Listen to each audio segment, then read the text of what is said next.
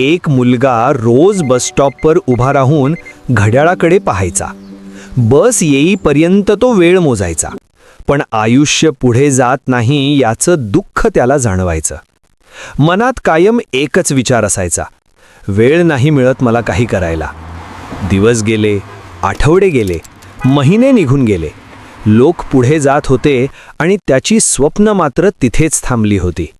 त्याला वाटायचं कधीतरी योग्य वेळ येईल, पण तो वेळ काही येत नव्हता.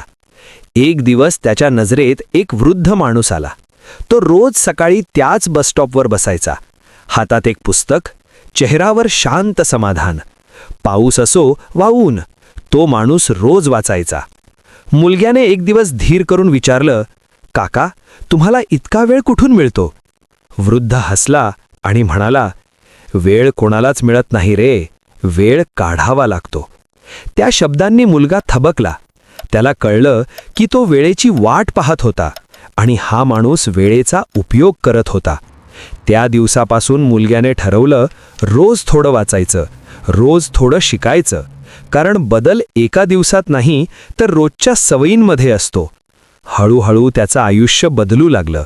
विचार बदलले, दिशा बदलली आणि शेवटी त्याला कळलं, स्वप्न मोठी असतील तर वेळ आपोआप लहान वाटतो.